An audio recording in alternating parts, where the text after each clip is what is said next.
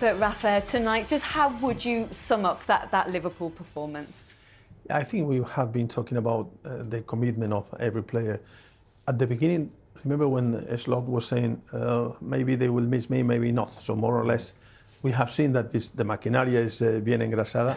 So you said it so much better than I did. We have seen that they know what they have to do. So we have seen a team that is capable to press when they give the ball away, that is capable to play quick transitions, counter-attack, and is capable to defend if it's necessary. So our people were telling me that they have more clean sheets than anyone in the Premier League. That is balance, because they can attack with numbers, and at the same time they can defend.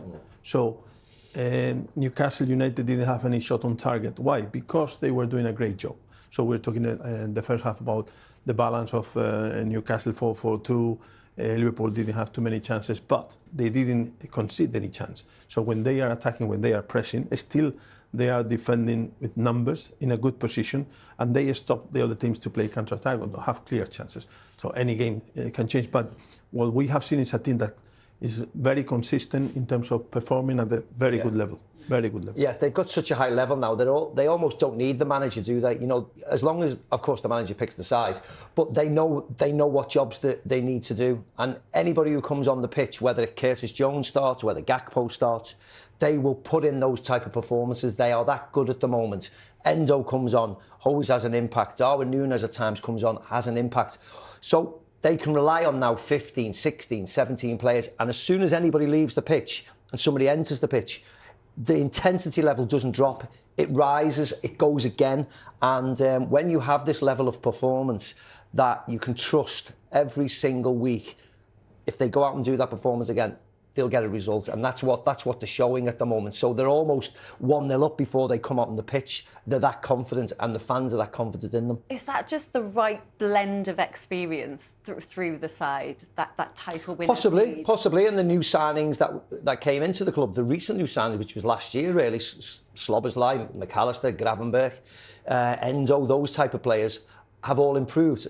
And they're all a year more experienced. Curtis Jones, Harvey Elliott, a year more experienced. So you can rely on them more. A lot of the youngsters, the Kwanzas, the Conor Bradleys, they've come into the team and always done a job. So when you've got 20 players, and people say they're fortunate about injuries, to a certain extent they are, but Arne Slot brought a sports scientist with him who he trusts implicitly brought him with him, Ruben, and he's done a wonderful job. So it's not luck as well. He makes 5 substitutes every single game. He makes sure he rotates his team. So he knows what he's doing, and he's helping the players out as much as he can, because the schedule is hard and arduous. Rafa, take us through how they opened the scoring. It was two... Let me 1 second, sorry, because Steve made a good point. The rotation of the players. It happens now and again, Rafa, don't worry about it. When you have a manager that is doing a job, when you have a staff that they analyse things, and I have the experience when you have to compete in different competitions at the maximum level, normally you win trophies in the last 10 games, is what they say. So then, if you can rotate your players and everybody's coming and making something, a job, giving something to the team, then you can rely on him for the next game, and then still you can perform. So the winning teams are not teams in modern football with 15, 16 players. They have 20 players, some young players come in and they have a contribution. So that is what they are doing at the moment. Keeping everybody happy. Yeah, it's not because, that is not easy. So it's easy to say, but it's easy when you are winning. Because if not, the people not involved will be, but because you are winning, you can change this one, and everybody's happy because they know what he said to me. I like Sammy in Spanish. The desire to win trophies, what McAllister was saying, that is the main thing. Everybody knows that they can be part of this winning team, and that is the winning mentality that you need. And that's infectious, I imagine, as well. It's very positive for everyone. But you say about the fans, the staff, everybody has the belief we can win trophies, and everybody's pushing and making a contribution. It certainly looks like Dominic Szoboszlai has the belief as well. He's a man in form. Just take us through how he opened the scoring for Liverpool tonight. So I think the way that they play, so we have seen, you see, they regain the ball and it's a quick transition, but it's not just, sometimes it's the pace that they use when they go. You can go forward, but you see still he's running and then they go forward, and now you see 4 players, you see a lot of players of Newcastle United, but the movement is dropping off a little bit, has the space. So that is a clever movement. It's more a movement of a striker than a midfielder, but he did really well. Do you think Nick Pope has to do a bit better there, Maka, or was that unfair? Yeah, I think it's slightly unfair, only because it goes through Tonali and Dan Burns' legs. So he is slightly unsighted right up until he's on the 6-yard box, Dan Burn. You see here, this is a better angle. He's unsighted when he hits the ball. He sees it there. He's down. He's a big, tall goalkeeper. It's probably hard for him to get down and get it away at seeing it such late. But the second goal was similar. You know, they were all backing off. They were all back in defence. They had numbers back. They outnumbered Liverpool in defence, but still conceded, and they just didn't learn. They defended well. They got behind the ball, which was great. But you see here, they lose the ball. Liverpool are off again. It's McAllister off again. He starts to move. Slobber's running forward. Trent's gone. You see how many red shirts in the box. But look at all the black and white shirts. They all get back. Yeah, McAllister's in glorious isolation when he receives the ball. It's a principle in defence. So you have to defend the space, but the main thing, you have to defend the man. So then you have to find this balance between defending the space and the man.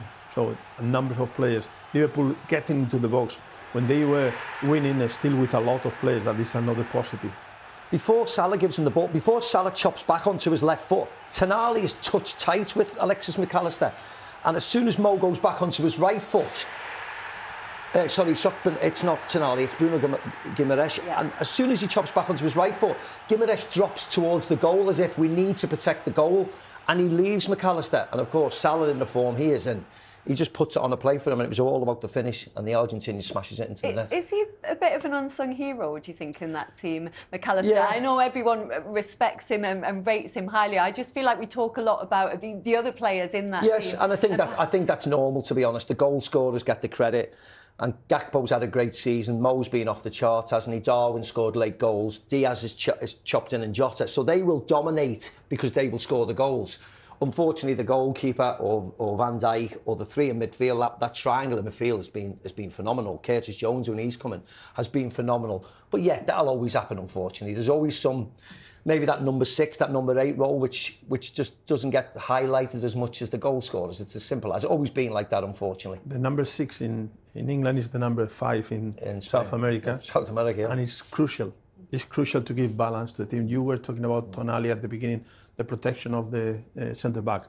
That is a crucial role, to have a player that can be there, can be more or less good on the ball. You just give the ball easily to one or the other one, but especially defend, and then give the defenders confidence, and also confidence to the offensive players to go forward, because he will be there all the time. I mean, people appreciate that role now, of course. Yeah. Makelele had it, and it was the Makelele role. He was an incredible footballer. And now Rodri's got the Ballon d'Or, so we all appreciate that role, but we all also have to accept that the goal scorers, the people who assist, the ones who are creative, who do something nice on the eye, will always get the publicity, excuse me.